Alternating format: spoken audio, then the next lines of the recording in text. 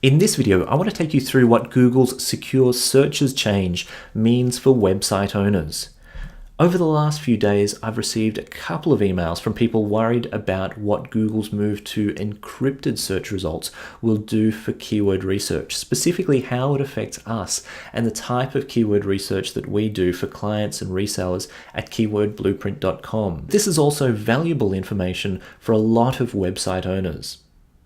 Perhaps you've noticed it, perhaps you haven't, but in the past, Google used to run on HTTP protocol. So http://www.google.com used to be the website. Now it's moved over to the HTTPS protocol, and that S is what's causing the difference here. That S stands for secure, and it's a secure protocol for transmitting data through a website. So an HTTPS protocol is typically what you'll use when you're purchasing products through a shopping cart or entering in your credit card information. You'll type those details into an HTTPS web page, and that information will be transmitted securely to and from your computer. Now, in the past, the HTTP protocol without that S gave us this really great way of tracking which keywords were resulting in clicks to our website.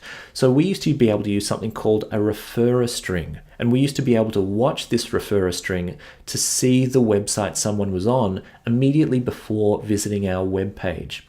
So we could see if they were on google.com/Q equals widgets, that they had just done a search for widgets by looking at that word, that keyword that they had in that referrer string. What happens when you add the HTTPS is that referrer string gets broken, and there's no way to actually track what web page someone was on immediately beforehand, or what search that they were doing on Google immediately before visiting your website. And that's resulted in this change in Google Analytics. It's that most keywords or most clicks to your website are recorded as not provided rather than showing a specific keyword. So it doesn't matter if it's Google Analytics or any other web stats tool. No web stats tools are able to actually track the keyword that someone is using to visit your website. And as a result, you have no idea which keywords are working and bringing you a lot of traffic, and which keywords aren't working and aren't bringing you any traffic at all. To be fair to Google, this has been something that's rolled out slowly over the last few months, with Google first making all logged in users go through HTTPS. What's changed though is that Google suddenly flicked the switch, and now all searches, whether they're logged in or whether they're not, now go through the HTTPS protocol. So why is Google doing this?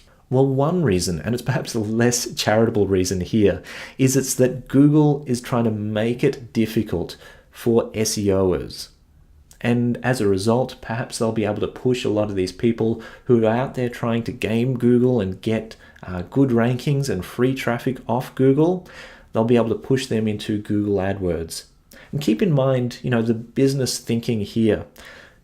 Last year, Google made $50 billion. Of that $50 billion, keep in mind that they own Motorola and that they also own their own App Store, Google Play, they own YouTube. But of this $50 billion, 42.5 of it came through Google AdWords.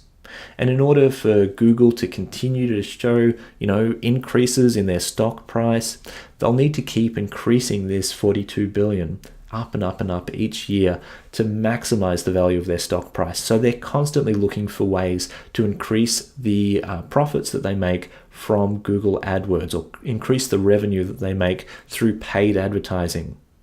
This is one potential reason why they've moved over to the HTTPS protocol, that to make SEO a lot more difficult and to push people into Google AdWords.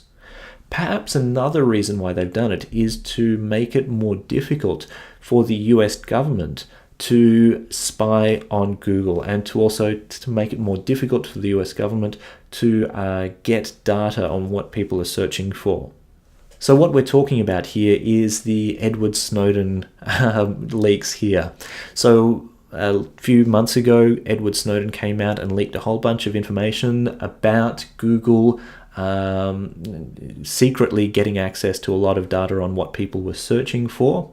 It's also come out a bit more recently that Google also used man-in-the-middle attacks to impersonate Google and fool web users into thinking that they were searching on Google when they were actually searching on an NSA website. So a charitable way of thinking of this is it's actually Google trying to look out for web users. Whatever the case, the intended or unintended consequence is that we can no longer see which keywords are giving us traffic. So how does this affect keyword research? Well, it means, as I just pointed out, that website owners can no longer use Google Analytics or other web stats software to see which keywords they're getting traffic for. This is the only way that it actually affects keyword research. Here at keywordblueprint.com, we use a lot of different tools to gather keyword data, including WordTracker, Market Samurai, SEMrush, and a couple of other tools that we'll keep to ourselves in this video. None of these tools are affected by this particular change. So WordTracker has its own proprietary data source. Market Samurai uses Google data, which is entirely unaffected, and SEMrush goes to Google and it crawls Google's search results pages. And obviously you can still search, so they're still going to be able to provide data as well. So out of the three keyword feedback sources, keyword research, web stats and analytics, and rank tracking, the only one of these three that is affected is web stats and analytics. So how does a website owner use this information? Well, in the past, there were 4 steps that you would undertake if you were to try and get the most value out of your keywords. The first step would be to develop a target list of keywords, and this is essentially to do keyword research. The next step was to understand the value of each one of those keywords, and then to start targeting the keywords with good quality content to try and get some good rankings. At that point, you'd start watching which keywords give you traffic, and then you'd also start monitoring your rankings to see which keywords are underperforming, keywords where you're potentially ranking in position 5, 6, 7, or 8, and you can potentially move that ranking to position 1, 2, 3, or 4 and get a lot more traffic from that existing ranking. All that's changed here is we can no longer watch which keywords give us traffic. So we still have 3 things that we do to our website. We develop a target list of keywords, we get an understanding of the value of each one of those keywords so that we can target the highest return on investment keywords, and we continue to monitor our rankings. And keywordblueprint.com can help you with both of these first 2 points, developing a target list of keywords, well, that's keyword research, and understanding the value of each keyword so that you can target the top return on investment keywords. And that's what we do in our analysis reports. If you want more information, get in touch with us, keywordblueprint.com. We're happy to answer any of the questions that you have after watching this video, or happy to chat to you about doing keyword research for your website or your digital marketing agency.